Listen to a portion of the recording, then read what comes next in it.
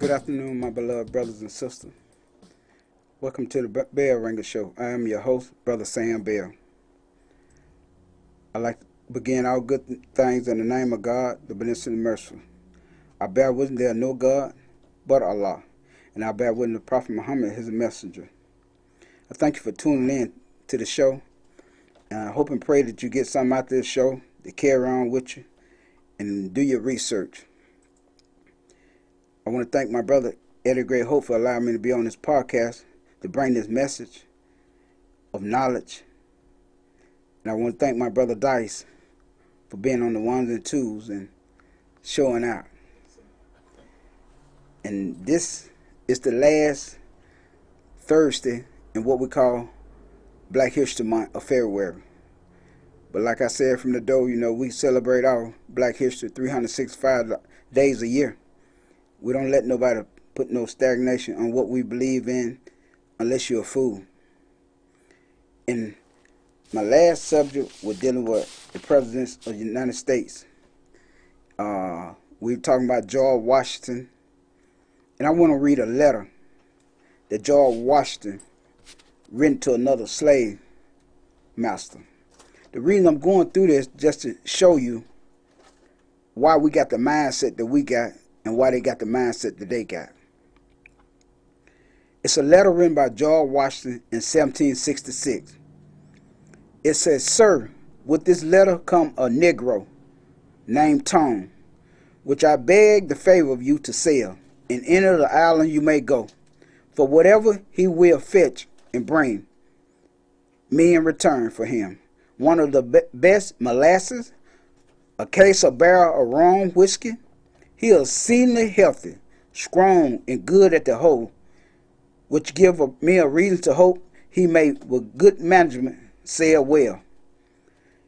This come out of a book titled George Washington, A Life by William Stern Randall. And why I want to go over this over and over again is just to show you that these so-called founding fathers, they have nothing in attention for black people. But we learn about them all day, every day in our school system. Even see their pictures in books and they're on the wall. There's no respect of people would have let an oppressor and be taught about oppressors and let them know that they were good people as a people. The Jews, is no way that they'll sit in the classroom and hear about Adolf Hitler all day long. There's no way.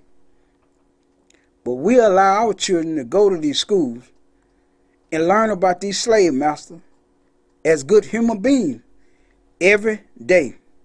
Then we wonder why so much violence happens in our community among ourselves. Now, if you want to stop the killing, stop the shooting, this is psychological. We hate being black. And this is one of the reasons we hate being black, because we had people like this man right here over our forefather. And this generation from generation to generation. If you read the Willie Lynch letter, it tells you if you practice this, this will last perpetually through the ages. And we still getting lynched today. It's just sad, how these young brothers just shoot. Just shoot just to be shooting. For no reason at all, because if you catch one of them, why you shoot? Well, we got into it. What you get into it about? Little small thing. And that's how we are as black people. We got some petty difference will keep us divided. We see this world crumbling around us, but we still want to argue and have petty difference. And the sad thing about it, nobody got no solution to these problems. I heard people say, well, we need to lock them up. You think that's the solution? You really do? Look at the crack epidemic back in the 80s. How many brothers they locked up? Did that stop crack? It didn't stop crack. What's going on in the streets today is mentally. These brothers hate being black, and they hate looking at black people, so they want to kill anything black, and they show you they ain't shoot no white people. But now, what I'm talking about, and going back to the root of these problems, see, we got to tackle the root. Why we hate each other? Why we do things like this to each other? Why we scandalize each other's name? Why we backbite each other? And it's the problem. You got to do a serial operation on these people's mind. In the first place, we need to start, like my brother Frederick Douglass said, we got to start with these children. We got to start there first. If we can start there, we can stop a lot of the mess. But that was a letter right there from George Washington. I'm going to go back to Thomas Jefferson right now. Now, Thomas Jefferson, the third president of the United States of America. You know, and I told you how many slaves that he owned it. And I told you how he raped a little 14-year-old girl, Sally Hemings. And Thomas Jefferson used to make little boys lay at the foot of his bed to keep his feet warm. And then he used to do little sexual thing toward these little boys. Now, this is the president of the United States that they teach us, our children, about every day in school. They taught me about. He was a great man. He signed the Declaration of Independence. But they didn't tell the other side of Thomas Jefferson. And that's what I said last week. When you mention R. Kelly's name, the first thing popped to your mind, he messed with these young girls. You mention Bill Cosby, the first thing come to your mind that he drugged these women. So when anybody mention Thomas Jefferson, I want the first thing to come to your mind that he raped a little 14-year-old black girl named Sally Hemings. He had 6 children by her. 6. We're going to go to Abraham Lincoln now. Now, I know something was wrong when Obama said Abraham Lincoln was his hero because he was from Illinois. That's sad. How can a man who hated black people be your hero? When he hated, he hated black people. He wrote letters letting you know that the black man and the black woman were inferior to him. And this man can be a hero to any black man. That's just like me saying David Duke my hero, or Adolf Hitler my hero. I must be insane in the mind to even say something like that. But them are your presidents that I want to go over. Now, I'm finna go over all the presidents of the United States who owned a slave. George Washington, he owned over 600 slaves. Thomas Jefferson, he owned over 600 slaves. James Madison, he owned over 100 slaves. James Monroe, he owned over 75 slaves. Andrew Jackson, he owned over 200 slaves. Martha Van Buren, he owned over 5 slaves. William Henry Harrison, he owned over 11 slaves. John Tyler, over 29 slaves. James Polk, 56 plus slaves. Zachary Taylor, 300 plus slaves. And Andrew Johnson owned 9 slaves. Ulysses S. Grant, he owned over 5 slaves. Now, them the founding father of our country, who owned a slave, who hated black people. So in order for us to stop a lot of shooting, gang banging, we got to go to the root of the problem. And the problem is self-hatred. Like I said, from generation and generation. And that's why we love Elijah Muhammad. Elijah Muhammad was a psychologist. He was a doctor. He doctored on black people's mind. He went to the root of the problem. And the root of the problem is inferiority. We have an inferiority complex about ourselves. Now you think about that now. When a man teach you to hate yourself, and when you hate yourself, you start hating your people. And if you go in the street, ask these little brothers. You go ask them. We go out there and talk to them all the time. What you hate another brother for, young brother? They can't give you no reason. They can't go to the root of the problem why they hate. Like I said last night, I had put something on Facebook, and a brother said that Meridian need to help get these thugs off the street before it's too late. Now, this is a black brother calling a little young brother thugs. Say they need to get these thugs off the street. Even the media, when them brothers attacked the Capitol, they didn't even call them thugs. They didn't call them thugs. What you seeing is this generation right here, it was the generation before them, they let them down. According to your Bible, it says you can tell a tree by the fruit it bear. That's the fruits out there in the streets.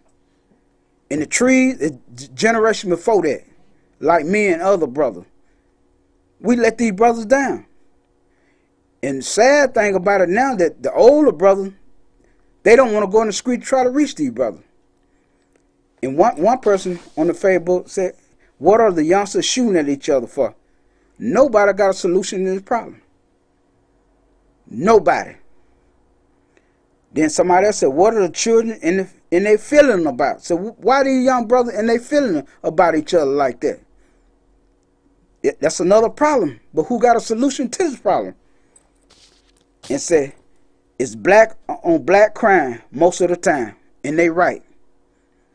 You know, when a young brother is born in America, it's more boys born than young girls. But by the age of 18, the girls outnumber the boys 9-1. Most boys die from gun violence or other way of death. And in 3-year span, we talk about the cops killing black people. In 3 years, cops killed over 3,500 black men. In the same 3-year span, black on black killed over 25,000 different black men. But can I ask you a question? What is the #1 killer in the black community?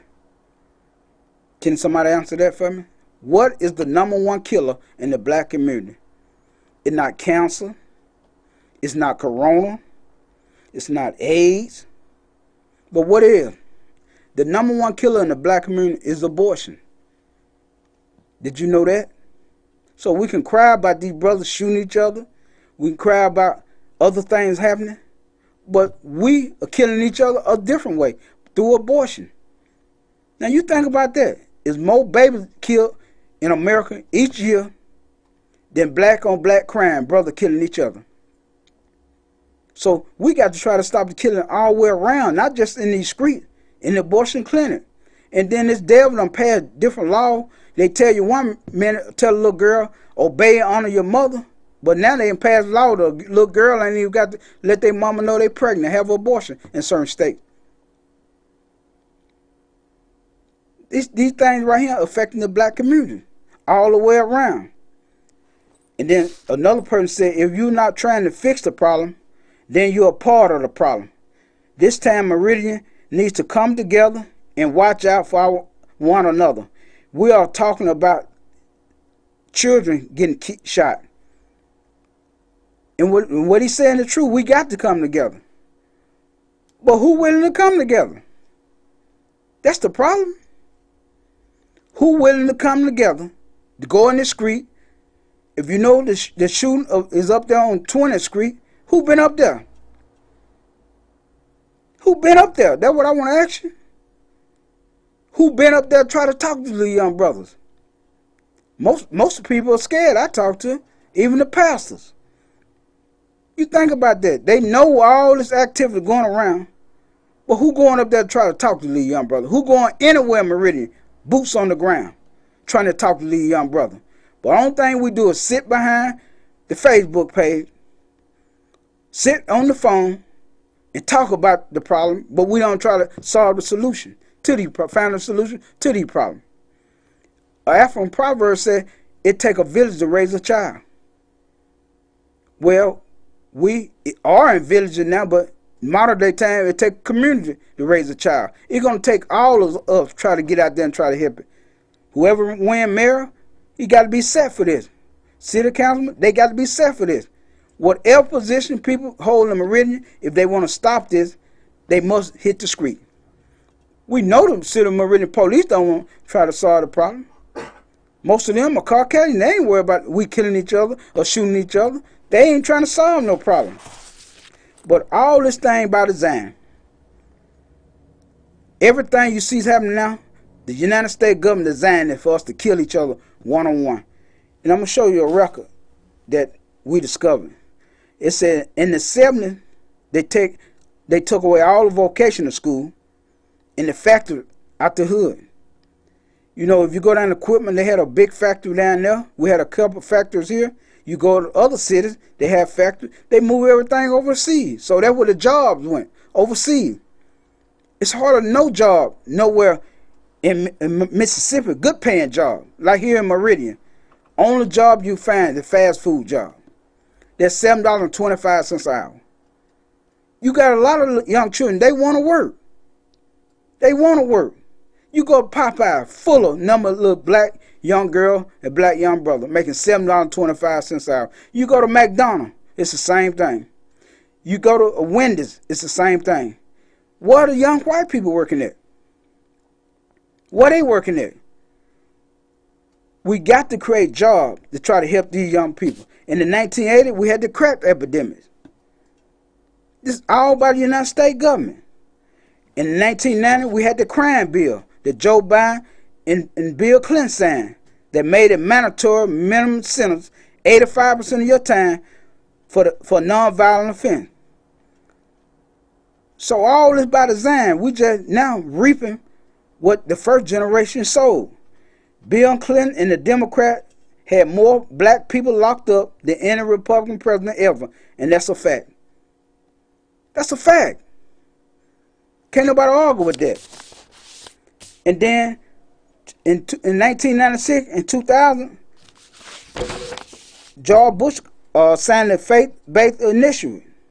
Now, if you don't know what that is, it's something we got to look up and research about. We'll wonder now why the churches ain't active like they used to be. You know, because the churches used to be on the forefront. When things happen in the community, they used to be on the forefront. Most pastors used to be on the forefront. But now you don't see no pastors. You know why? Because they are the new FBI, the faith-based initiative. When Bush signed that law or that bill to give churches so much money, they became the FBI right then. And I'm going to read it to you. Bush plan opened the door to federal regulation of religion. The government always regulate what it finances, and on the Bush faith-based initiative, some of their freedom will be placed in jeopardy by the almost certain regulations to follow. It's saying that even the churches now, under certain regulation from the federal government. The federal government tells most churches what they can and cannot do. Now, how can you be following Jesus, following a law, a bill they don't pass, to give you more money, to tell you what you can do, what you can't do? House of worship that have flourished at private institutions may suddenly have their books audited. I mean, they want to check, see where their money going to now. Or face regulation, spot check by federal inspection in order to ensure appropriate accountability. They want to know what a lot of churches are doing with their money. They can come in and say, let us see your books now. They working with the FBI. Name me one single mega church on national level who are involved in serious struggle for black people. You can't name one. You can't name one church in Meridian. One church out here for the struggle of black people. Name me one that speak out on issues like mass incarceration, miseducation, police brutality, genocide, gentrification. You can't name one speaking out on these issues on the behalf of black people. And I had forgot about the NAACP until my brother Eddie Gray Hope spoke about them being a Meridian about some campaigning. Where are they? Now these probably black organizations fighting for black people. But where is the NAACP? They're financed by white people too. So that's why they don't speak out about certain issues, because they get their money took also.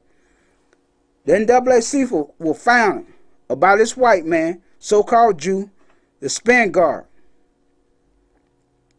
They give a medal every year to the high. That's the highest honor you can receive from the NAACP. It was instituted in 1914 by the late J.R. Spangard. At that time, he was the chairman of the NAACP. So now you find out why they don't fight for social issues. They are backed by white people. You know, when that police killed that brother, they should have been on the forefront. Wondering what happened to this brother. We want to find out because they supposed to have more pull than anybody in the city on different social justice. They should have went to the police station and asked for the body cam. But where the NAACP at? And after his death, his brother took over and carried on the tradition of getting these medals away. So when you see a Negro receiving them medals from the NAACP, they come from white people. They control, like most churches, they'll control. But you want to know how to stop this shooting right here. How? Who got the solution to these problems? You can get all the job you want to. That still ain't going to stop these brothers with these mentality. Because they hate each other. That's the whole part. They just hating each other. And so we named the NAACP another name. They named the National Association for the Advancement of Color People. That's what they named. We named the nigger always asking Caucasian permission. That's the name of them now. Nigger always asking Caucasian for permission. Anything they get ready to do, they always got to call the Caucasian. Say, can we do this? Can we do that? It's sad. What organization do we have in Meridian trying to fight? Only two voices we have, that is Lolo and Eddie Greyholt. Them the only two voices we got. And then you got to understand the word Negro. Negro means, in Spanish, dead. They already know they had killed us mentally. But they said we're dead people. And we act like dead people. You know, it's just sad when I read on Facebook where a girl said that she riding and somebody shot in her car. And she had her grandchildren in there. These brothers, they don't care nothing about a child in the car now. But what is the solution to these problems? It's boots on the ground. That's the only solution to the problem. We got to go where they at. But who ready to hit the boots on the ground? You know, back in the day, a couple years ago, me and brothers used to go on the street talking to young brothers. But we didn't have nothing to offer these brothers. We can talk all day.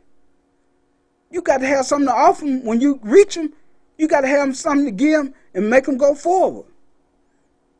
So whoever got a solution to the problem, because it's going to get worse. I said this last week when I was talking on the show. And as I was speaking, it was shooting in. You ain't saw the worst of this shit. It's going to get worse and worse in Meridian. It's going to come a time you ain't going to be hard to walk out your door. Like it's about that time now. But the catch here, like I said, once again, who got solution to these problems? The most freest institution in the black community is the black churches. They the freest people we got. Where the pastors at? I keep saying this over and over again. Where are the pastors? Where are the pastors? And then the members.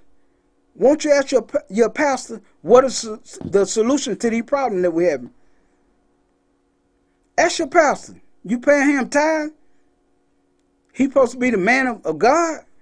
The speaker representing Jesus? Ask him. In the days of Moses, Pharaoh and them were magicians. So God sent Moses as a magician. That's why when Pharaoh threw down his stick, turned to a snake, Moses threw down his stick, and it turned to a snake. Moses' snake ate up Pharaoh's snake. In the time of Jesus, people were physicians, doctors. They was doctors. Okay then, Jesus came to heal. Well, we need all that today because these little brothers running magic and everything else in the street. So I want to ask, who willing to go out in the street and try to reach some of these little young brothers? That's all I'm asking.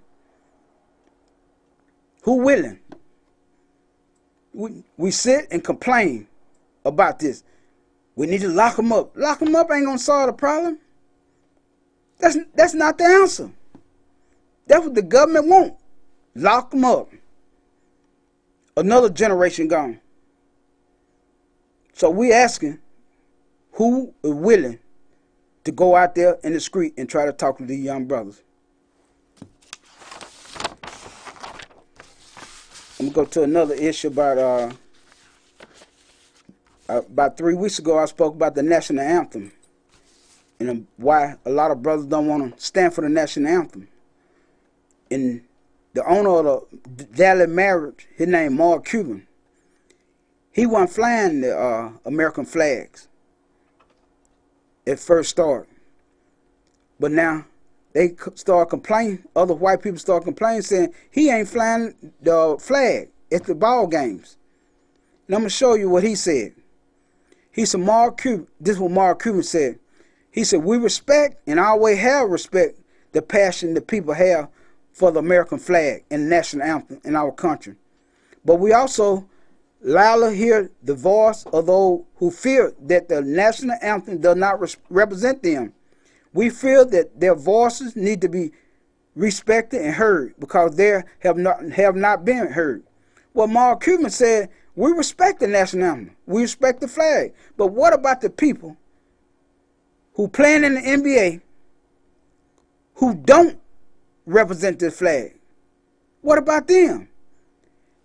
And he said, our hope is that going forward, people will take the same passion they have for this issue and apply the same amount of energy to those who feel different from them. Then we can move forward and have courage, a conversation that move this country forward and find what unity is. He's saying that these brothers respect the flag, but now they understand what the flag represents. He asking them, won't we sit down together and discuss this serious issue about the American flag? But I'm going to tell you what the people said who run Texas. This is the Lieutenant Governor, Dan Patrick, urged Mark Cuban to sell the franchise to some Texas patriot.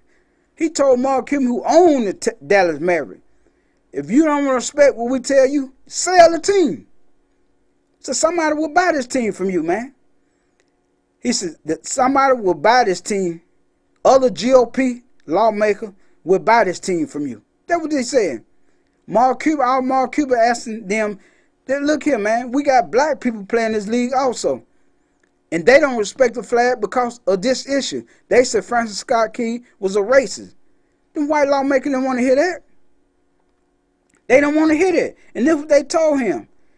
He said that the tax break that the American Airlines Center received should come under new scrutiny. So this was the Lieutenant Governor told Mark Cuban. So, okay, them tax break we give you every year, we finna get ready to take them back from you, man. White people still in control. Lieutenant Governor Dan Patrick said he would introduce a new bill in Texas Senate that would ensure the national anthem is played in all events that receive public funding.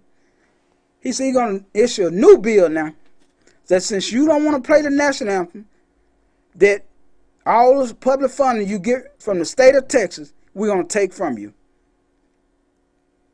Money, talk, and control. So this brother right here, he had to start by playing the national anthem, even though he know that the majority of the NBA are black people, and black people don't recognize the flag like they do. But now, the Lieutenant Governor and other white GOP said, look here, if you don't play the national anthem, we're going to take these funds from you. Now, money talk. And we wonder why certain things happen and certain things don't. It takes money to make things happen like this. Another thing I want to speak on is Harriet Tubman. Joe Biden administration, Ceremony Act. What they trying to do is put Harriet Tubman on the $20 bill. A lot of black people, they glad to see that. But now, if you understand about the Washington Redskins football team, they took the Indian symbol off the helmet of Washington Redskins. They don't call them Washington Redskins now. They just call them Washington. Because they say that's disrespectful for them to have an Indian head on the helmet after you don't treat them that way. You think about that. After they murder, massacre the Indian, sent the Indian blanket with smallpox and try to kill them all, commit genocide, then they want to throw their picture on the helmet, an Indian picture on the helmet. They said, no, y'all got to take that off. Y'all disrespecting them. But now the same government who did that to the Indian, who enslaved black people, want to now try to pacify black people by putting Harriet Tubman on a $20 bill. Want to be more better? If you want to honor Harriet Tubman, pay her descendant reparation. They ain't putting on a $20 bill. Pay her descendant reparation. That'll be more better off. And after serving in the Civil War, they refused to pay Harriet Tubman pension. She was a spy in the Civil War for the Union Army. And when she retired, they refused to pay the sister pension. But now, all of a sudden, now they want to put her on a $20 bill. You think about that. Just think about it. And then black people hooray about this. Why? What's so significant of them putting her on a $20 bill? The $20 still going to be worth $20. Think about it. Perhaps when the power that be realized that in order to control our thinking, they need to control our story. So they want to control our thinking now. And so that's one way they can do that. By putting her on a $20 bill, that's pacify black people. Now it's sad. But we just left from talking to about 50 young children from the age of 12, I think, like 16 years old. It was about 50 of them in a class. And I asked at the end of the lecture, the man Brother Dice gave, at the end of the lecture, I asked the children, I told the children, whoever can name the 3 pictures that I hold up, that I will give them $20. I had a picture of Abraham Lincoln, a picture of, who the other picture? Yeah, Oprah. Yeah, I had a picture of Abraham Lincoln, I had a picture of Oprah, and I had a picture of this man, Caesar. They call Jesus. And I told him, you name all 3 of them, get them correct, I'll give $20. So one little girl, she raised her hand, so I gave her a shot at it. She said that this picture right here was Jesus. With Jesus Christ. Then she said, no, that ain't Jesus, that's God. Now, you talking about something was touching? To hear this 12, 13-year-old girl say that was Jesus Christ. This picture right here. She said, that's Jesus Christ. And I asked the rest of them in the class, who all think this is Jesus? Out of 50 people, 48 said that was Jesus Christ. And that's why when I started this show, first day, I said we got to get knowledge ourselves. Then we wonder why we killing and shooting each other. That's the problem right here. We don't know ourselves. Out of 50 of them, 48 said this picture right here was Jesus. That's sad. It's 2021. We understood our grandmother and mother believing this, but these little children now believe that's Jesus Christ. That's Jesus Christ right there. That's what they believe. And so I got a big picture that I cut out the Bible of the book of Revelation when it explained what color Jesus was. And when the young girl read it, said he had hair like lamb wool and feet like brass burning in the oven. And she still said that this picture right here was Jesus Christ. That's deep. That's very, very deep. But that comes from the education system that we're receiving in this country. Not just in Meridian, it's all over America. We just ain't shooting in Meridian, we shooting in Jackson, Hattiesburg, all over. And I just told you, in 3 years, it was 3,500 people killed by, black people killed by police. In that same year, 3 years, 25,000 were killed black on black crime. This the problem. Why I say that's the problem? Because we don't love ourselves. We've been taught that's our Savior. We've been taught that's God. And so when I see a white person, what I think? Well, it's God. When I see a black person, he the devil in a damn way. I don't mind about shooting and killing him. It's sad. And so that's why I say the problems in the street is more mentally and spiritual than anything. We hate being black. It's just point blank. The doctrine we have received in this country, in the public school system, teach us to hate each other. And it ain't finna get no better. It ain't getting no better. That brother said he heard so many shots over the other night. He said, Sam, they shoot something big too. He said, like it's shaking the concrete, they were shooting something so big. That's another problem. Where the young brother getting these guns from? Where? They can't go in the store and buy the gun. Where are they getting these guns from? These questions we need to ask. Where are they getting them guns from? You know, in slavery, we couldn't own a gun. Why is that? Why the slave master didn't give us no gun? Because he know we're going to use the guns against them. But the slave master today, he don't mind about getting our children a gun.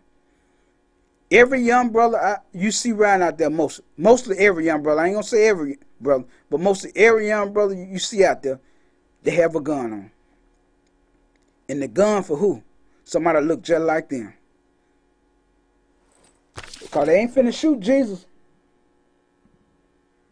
They're going to shoot somebody that look just like them. And that's psychological. Hate being black. And the only way, like I say, that we're going to solve that problem, we got to get some boots on the ground, some serious brother who ready to go in the hood, try to talk to these young brothers, and then when we talk to young brothers, we got to have upper people and more positive level of people in different positions try to bag us. That's the only way. All that talking, get on Facebook, well, this right here, lock them up, throw away a key, that ain't finna solve no problem. Because the next generation going to come around and do the same thing. It going to do the same thing. We talk to little young brother who say they're in organization, who say they're in gang. We understand they don't have leadership. Most of them don't. But you go to the root of what their organization supposed to be about. It's supposed to be about when that police killed their brother, they supposed to be down there marching. That's what the organization was about. In the movie, I went to see Tuesday night. I recommend everybody go see it. And that show you the root of the problem in this country among black people. Because J. Edgar Hoover, who was head of the FBI agent then, he's still alive. He didn't die. He's still alive, working the same way he worked then. He said that he want to stop the rise of the black messiah. That's what he said about Fred Hampton, Malcolm X, Elijah Muhammad, Martin Luther King, Stokely Carmichael. He said, I want to stop the rise of the black messiah. And when you look at that movie and see how they did the Black Panther Party, all the good them brothers were doing in the black community. They want to start the first WIC program, feeding the community. Go and talk to little children, bring them into their club, teaching little children how to read. They did that. It was the United States government who broke that up. They broke that, and they still in effect now. That's where the young brother get all these guns from. The government, people working inside the government, getting these little young brother these guns. Because they know one thing, the young brother going to kill each other with these guns. Some of the young brothers got guns you never seen before, ain't never heard before, but they got them. They ain't got gun license, gun dealership license, so where did they get these guns from? You dealing with the same government. J. Edgar Hoover, he's not dead, he's still in position. How they killed that brother Fred Hampton. All the good this brother was doing. One number 22 years old. Think about if they wouldn't have killed that brother, where we'd be at today. They always kill the brother who's trying to scribe and wake black people up. The government. The government is our worst enemy. The United States government is the black man's worst enemy. You know, when you saw that movie and you see how he had unity among them people, he went into the hood, brought all the gangs together. All of them working on one accord for the rise of black people. But the government sent that snitch in there, looked just like him, hollering black power. Just like snitches among us today. Same way, ain't nothing changed. They holler black power. Go back and tell the master everything you trying to plot and plan with. Sad, man. What's the Judas? Judas and the Black Messiah. That's the name of the movie. I recommend everybody, if you ain't download or whatever you do, watch this movie. It'll tell you the #1 problem in the black community among black organizations. And so when you watch the movie, that should make you a little wiser. That should open your eyes to look in. Well, I got to be very careful now. I see who my enemy are. The same way they did the Black Panther Party, they did the Nation of Islam like that, they did Slick, they did Core, they did the Black Disciple, the Gangster Disciple, the Vice Lord, the Air Rookie, the Black Peace Stone. They did all of them the same way. That's why this damn time we should be wise. We should know who our enemy is. We should look in the mirror and say, well, my brother ain't my enemy, but we fall for the same trap. The same trap. The same trap. We fall over again. You know, this brother, 22 years old, militant brother, revolution brother. And it showed you in the movie that he didn't want no violence against the government. Because when the brother brought him some explosion and tried to blow up the building, he said, no, man, we ain't finna do that.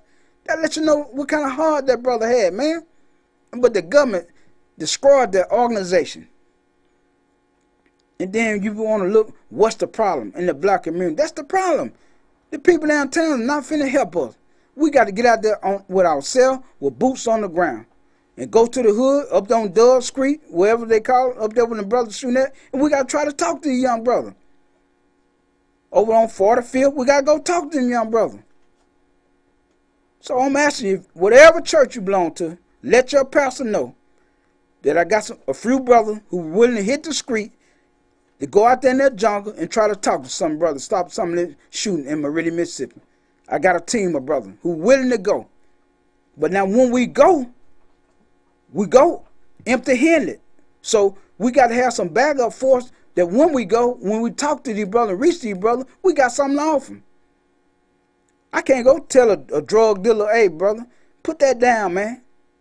Put it down. What I got to get him when he put this down? A lot of brothers just out there selling drugs because they want a few dollars in their pocket. They don't want to work for $7.25 an hour. What the hell can you do with that? Tell the people working in Congress, you work for $7.25. Tell the Senate that. They ain't going to want to work for that. And then they argue about minimum wage, $7.25 an hour. They argue, should they raise it? It ain't no argument about it. But that's the key, to keep us oppressed like that. And when you put people under pressure, that's all they do. They explode. And that won't happen to a lot of these young brothers in the street. Half of them don't feel death now. If you talk to them, they don't feel death. They don't feel death. That's why they carry them gun among each other now. They carry them gun. It's live or die. That's how most of them life is. You know, I got grandson go to the public school system. You know, I want to try to make it better for them, but now all we can do is talk. But we got to have something to offer them. So I'm asking whoever willing to go in these streets and try to talk to these young brothers. I got some brothers want to come in and try to help us. Some brothers in the Nation of Islam from Jackson. They doing the best they can, but one thing about this government, they really don't want to see us ride. Them brothers in the Nation of Islam, they go down there, ask help from the police. The police don't even want to help them. And you know them brothers don't carry guns, but they willing to go in the neighborhood and try to talk to the brother. But the police, they their worst enemy. It always been like that. In the 1990s, when the Nation of Islam went to a project in Washington, D.C. and cleaned the project up, all the crack, all the gang, they cleaned that project up. Guess who was against them? The United States government. Took the contract from them, let the drug dealer right back in. This on record. So when we out there fighting this battle, we can't depend on them to help us. We got to have love in our heart for our people and for ourselves and try to stop this madness. Because a lot of old ladies stay over there. I know one of my partners, his mama stay in that same area. She's scared to come out her door. Scared. Now this lady done worked all her life. 70-something years old, done worked all her life. She a prisoner in her own house. A prisoner in her own house. She can't even come on the front porch, scared she might get shot. It's going to take some real soldiers to go over there and try to reach them young brothers. And I know a lot of cowards.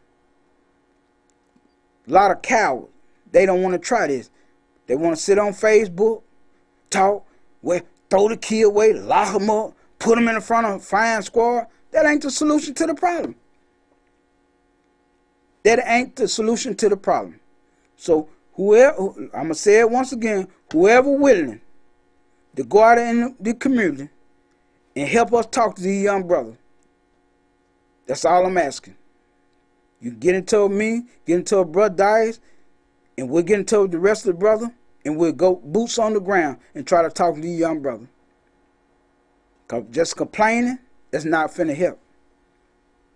Getting on the phone, talking to each other about it is not finna help. We already know the mayor, he's not finna go out there.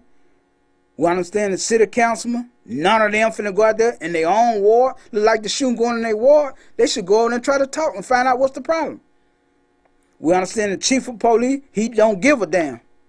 So we, who are concerned, who love black children and who love ourselves, we got to go out there. And especially my Christian brother, you saying it's a heaven in the sky? If they kill you, you going to heaven. Ain't you ready to go to heaven? Or you don't believe in what you say you believe in? Which one? You're supposed to put on the whole armor of God. That's what your pastor preacher every Sunday. Put on the whole armor of God. Put on your breastplate. Put on your knee plate, just in case they try to shoot you in the knee. Put on your leg plate. Just try, if they try to shoot you in the leg. Put on your feet plate. And let's go out there, talk to the young brother. Let some of us get the Holy Ghost. You get the Holy Ghost in the church. Let's get the Holy Ghost over on 20th Street. Go over there and fall out, get the Holy Ghost. You might stop them. If the ghost real, let's go over there and try to save these little young brothers in the streets in Meridian, Mississippi. You know, people be putting some crazy stuff on Facebook. Let's go do this. That ain't the solution to the problem. Let's go do that. That's not the solution to the problem. If you don't know the solution, be quiet. And the one who knows the solution, come forward. That's the key. Because like I said, when I showed the picture to them little children, and they said that was Jesus, that's sad. They said it's Jesus Christ. Some said they were God.